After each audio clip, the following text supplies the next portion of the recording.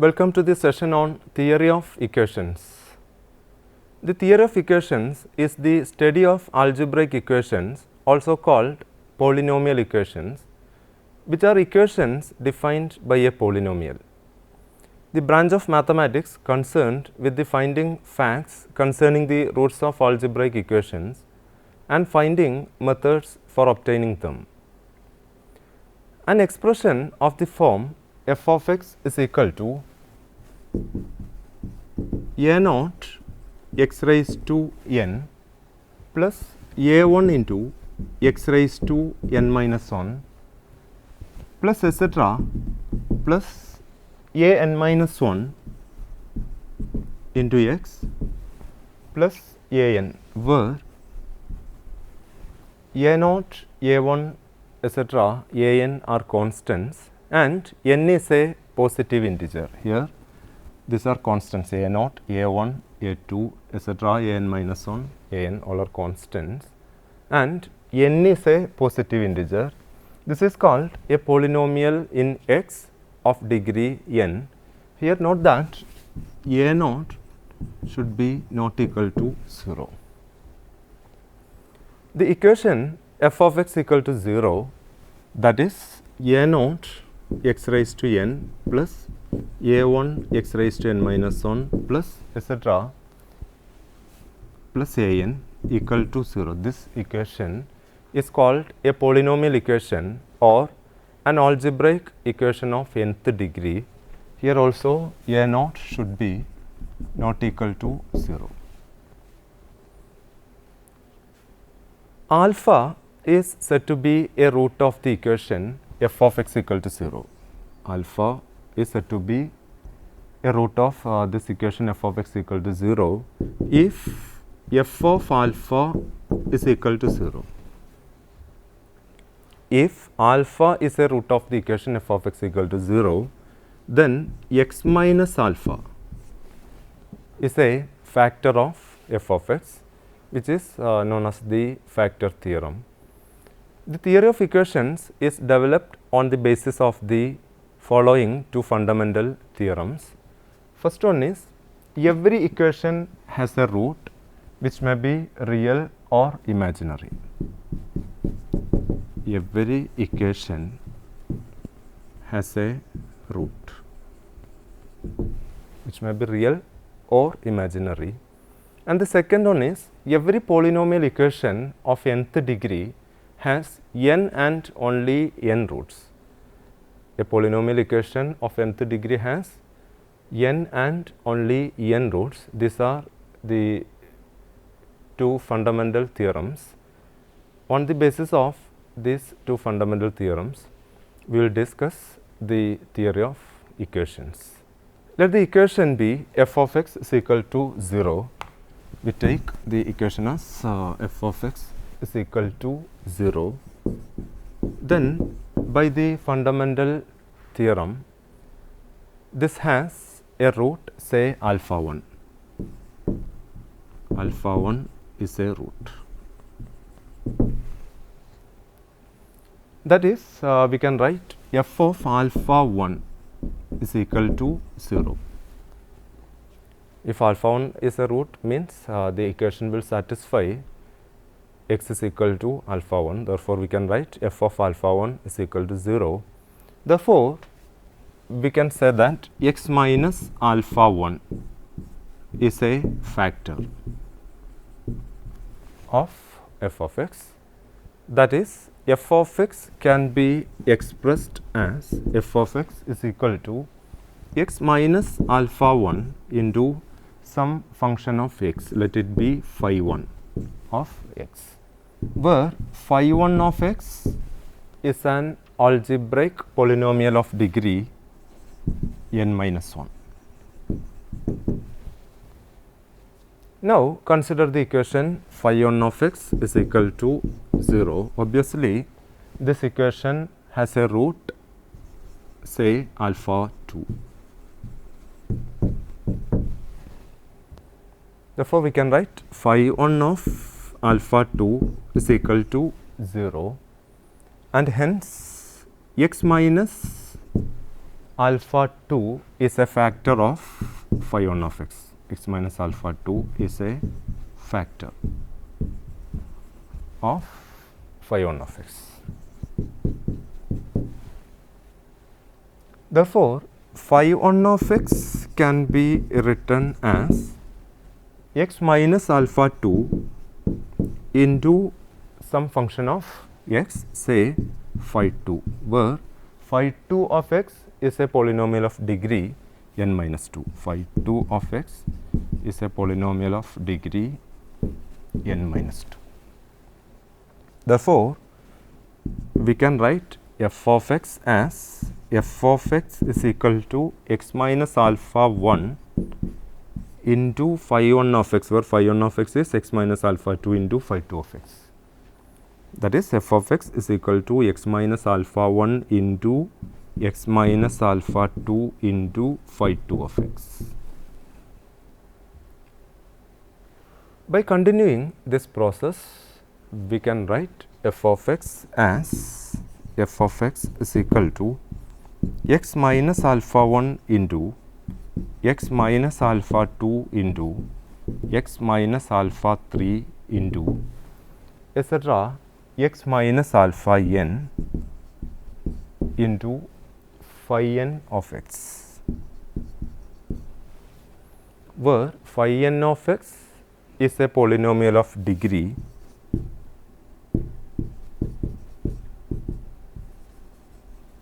n minus n, that is 0. Phi n of x is a polynomial of degree 0.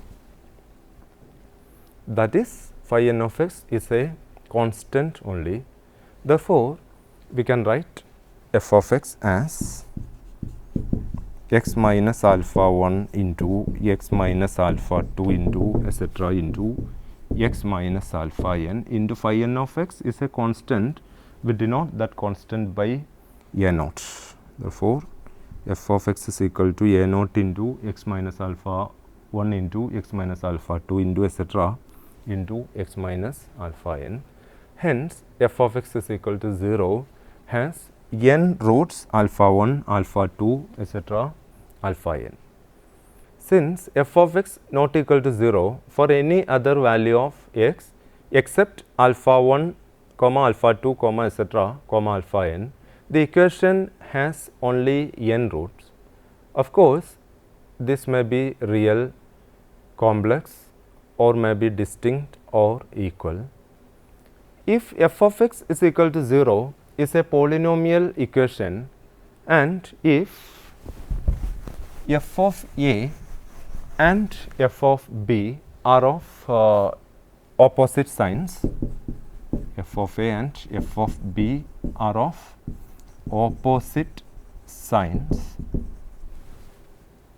then at least one root of the equation f of x equal to 0 must lie between a and b, because f of a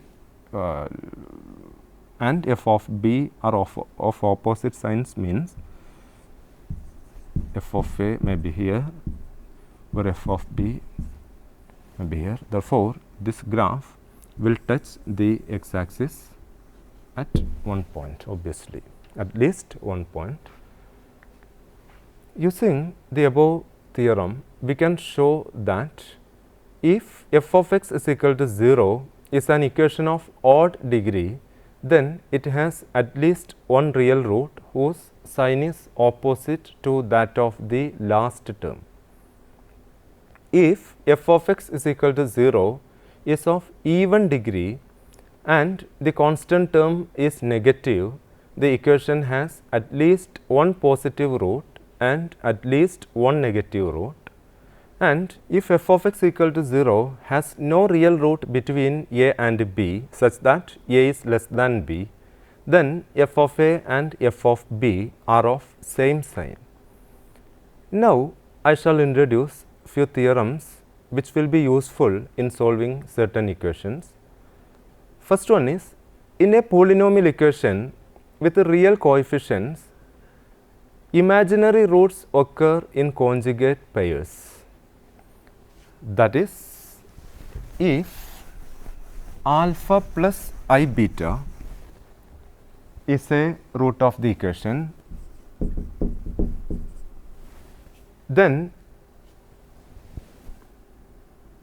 alpha minus I beta is also a root of the same equation f of x equal to 0.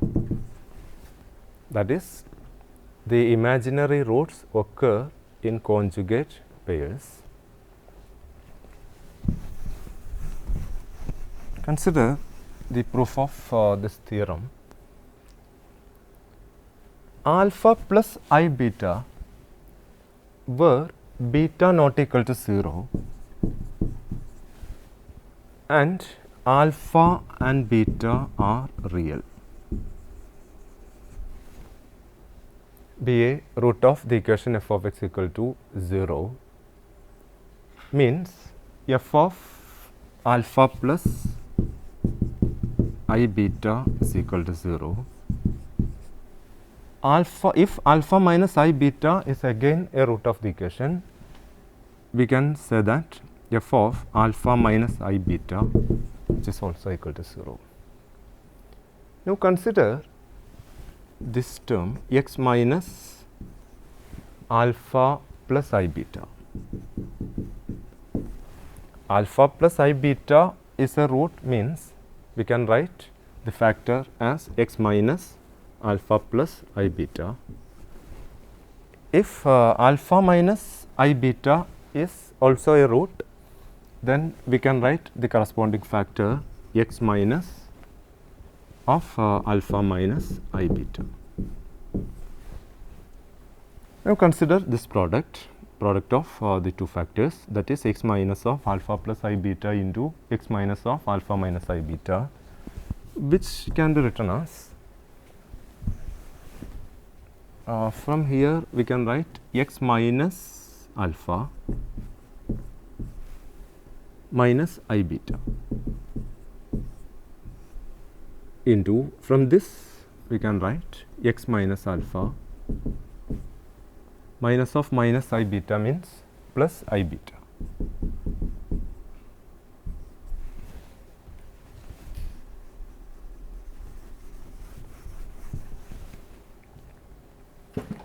This is of the form a minus b into a plus b, that is a square minus b square. Therefore, we can write this equal to x minus alpha the whole square plus I beta the whole square, that is I square beta square, not plus, it is minus I beta the whole square, that is I square beta square. I square means minus 1, therefore minus of minus will become plus beta square. When f of x is divided by x minus alpha whole square plus beta square, let the quotient be phi of x and remainder be a x plus b. Consider the quotient as phi of x and remainder as a x plus b. When we divide f of x by x minus alpha whole square plus beta square, therefore f of x can be written as f of x is equal to x minus alpha the whole square plus beta square, this into phi of x plus ax plus b, this into phi of x plus the remainder ax plus b.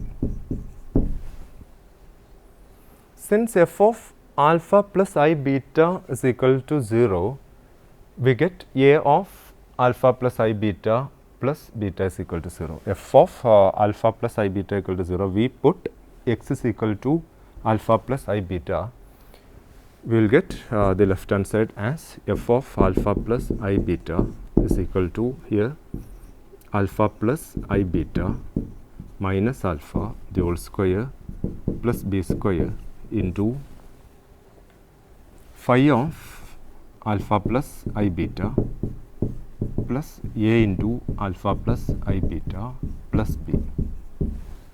F of alpha plus I beta is 0, This is alpha minus alpha, that is 0. Here I beta whole square, that is minus beta square, plus beta square means 0. Therefore, 0 into phi of alpha plus I beta means 0, plus here a of alpha plus I beta plus b, b.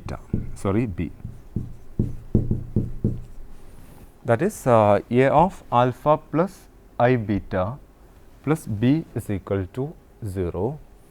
That is a alpha plus beta, a alpha plus b, not beta, b, a alpha plus beta plus a into I beta.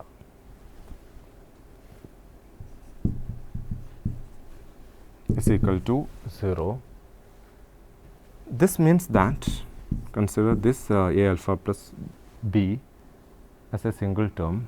This sum equal to 0 means both these two terms will be 0.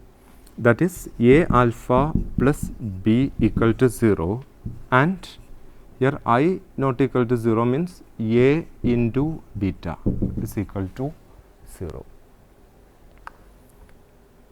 Beta not equal to 0 implies that beta does not equal to, beta should not be equal to 0, which means that from this we can write a equal to 0.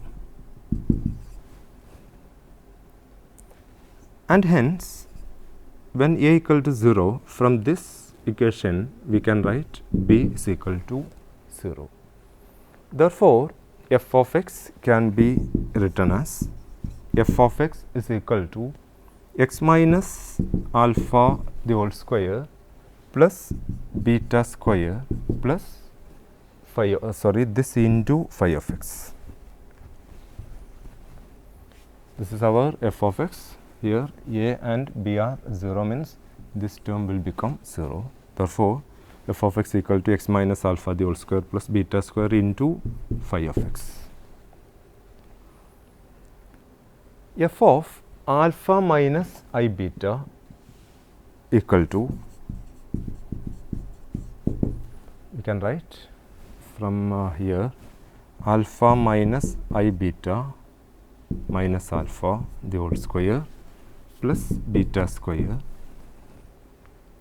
into phi of alpha minus I beta,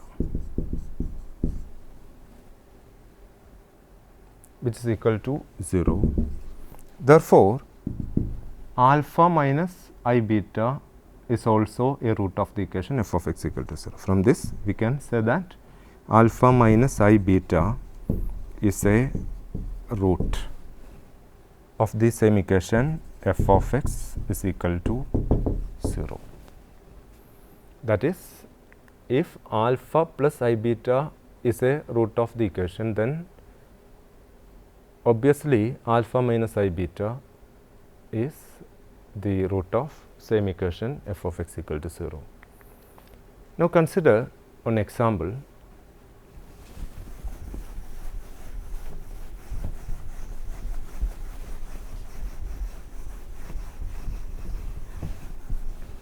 Solve the equation x raised to 4 plus 4x cube plus 5x square plus 2x minus 2 is equal to 0. Given that minus 1 plus I is a root, we are given that minus 1 plus I is a root of this equation, then find the solution of the corresponding differential equation. This is the corresponding polynomial equation. This is of degree 4. Therefore, this equation has 4 roots. One root is minus 1 plus I. From the above theorem, we can say that if minus 1 plus I is a root, therefore, obviously minus 1 minus I is also a root.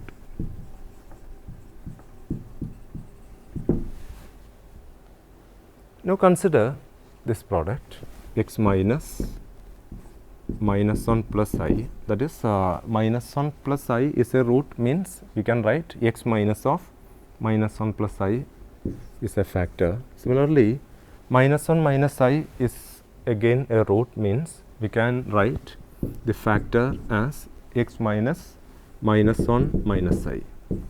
Product of these two factors is equal to, from here we can write x plus 1 the whole square plus 1 square, that is 1, which is equal to x square plus 2x plus 2.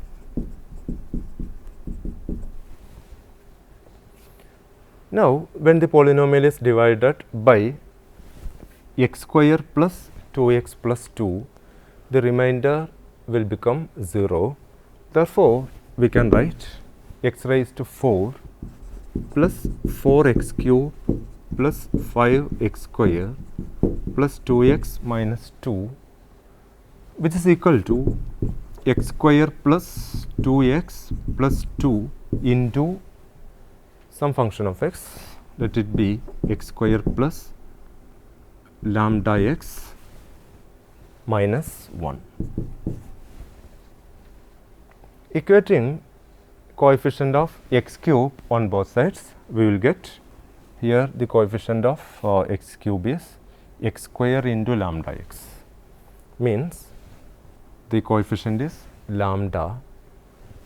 In this term, 2x into x square will become 2x cube, therefore, in which case the coefficient is 2. Therefore, the coefficient of x cube in the right hand side is lambda plus 2, which is equal to, in the left hand side the coefficient of x cube is 4. From this we can write lambda is equal to 4 minus 2, that is lambda is equal to 2. Therefore, f of x can be written as x square plus 2x plus 2 into x square plus lambda x, lambda is 2, therefore 2x minus 1. Solving x square plus 2x minus 1 is equal to 0.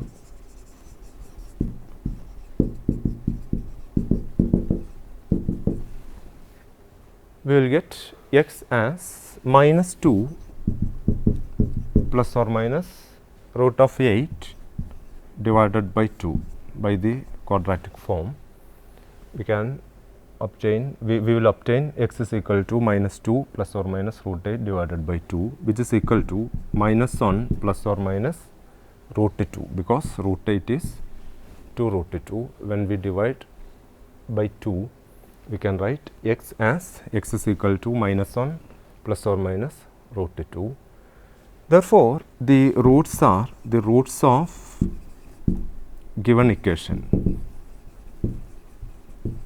are, first root is minus 1 plus I, it is given. From the above theorem, we say that minus 1 minus I, that is the conjugate of the given complex root. Therefore, minus 1 plus I comma minus 1 minus I. From here, we obtained two roots, minus 1 plus root 2 and minus 1 minus root 2. These are the four roots of the given equation. The second theorem is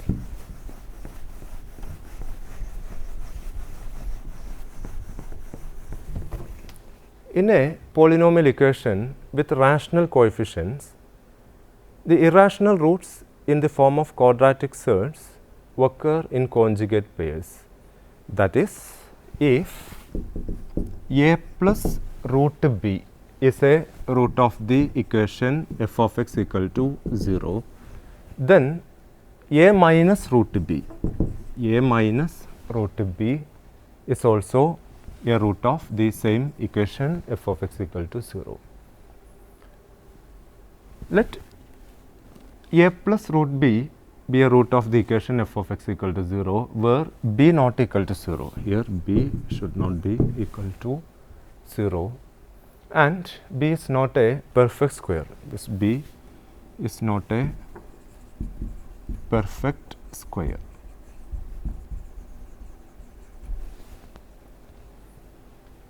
A and B are rational numbers. A and B are rationals.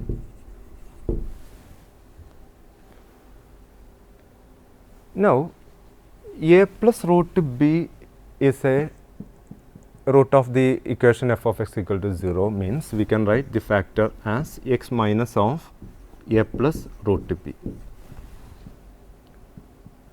And we claim that A minus root B is also a root of the same equation f of x equal to 0. Therefore, we can write the factor as x minus of A minus root B. Now, consider product of these two factors. This can be written as, from here, x minus A plus root B into x minus A minus root B. X minus A plus root B, here minus root B. This is not plus, here minus. In this term, it is root B, which is equal to x minus A square minus root B whole square, that is B. Therefore, when f of x is divided by x minus A the whole square minus B, let the quotient be phi of x and the remainder be ax plus b. Consider the quotient as phi of x and the remainder as ax plus b.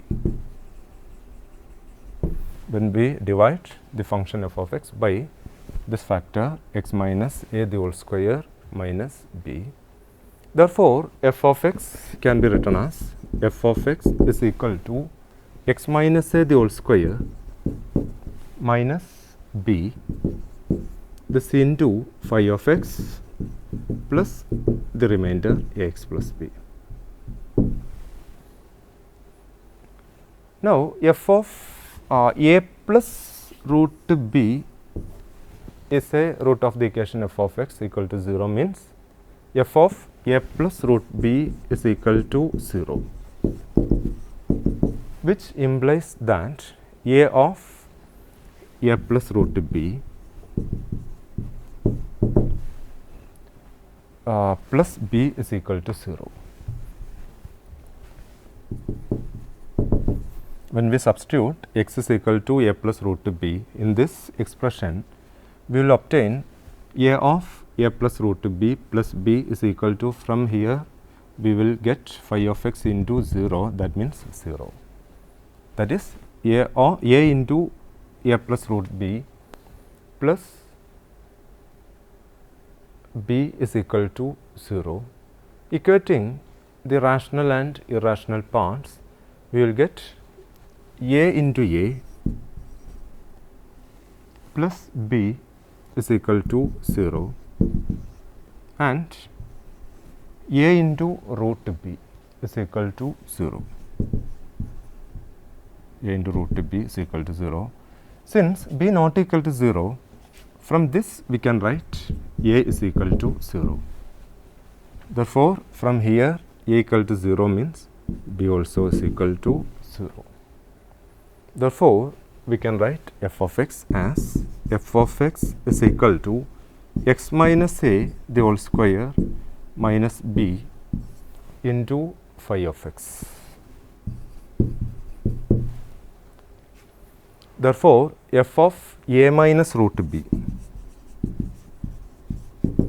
can be written as A minus root b minus A the whole square minus b into phi of A minus root b. This will become equal to 0. Hence, we can conclude that A minus root b is also a root of the equation f of x is equal to 0. That is, if A plus root b is a root of the equation f of x equal to 0, then obviously a minus root b is again a root of the same equation, f of x is equal to 0. Now consider this example.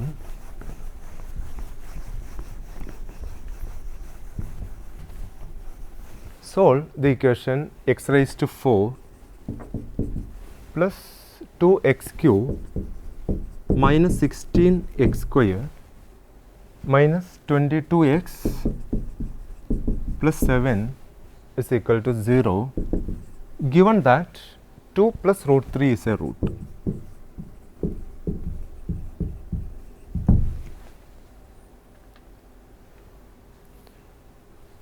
From the previous theorem, we can say that if 2 plus root 3 is a root, then 2 minus root 3 is also a root of the same equation, f of x equal to 0. Therefore, the factor of f of x corresponding to these two roots is equal to x minus 2 plus root 3 into x minus 2 minus root 3. This is the corresponding factor, which is equal to, from this we can write this equal to x minus 2 whole square plus root 3 whole square, that is plus 3. Not here plus 3, it is minus, because from here we can write x minus 2 minus root 3 into x minus 2 plus root 3, which is of the form a minus b into a plus b, that is a square minus b square. Therefore, we can write x minus 2 whole square minus 3, which is equal to, on expanding, we will get x square minus 4x plus 1. Now, let f of x is equal to this left hand side, that is x raised to 4 plus 2x cube minus 16x square minus 22x plus 7, which is equal to x square minus 4x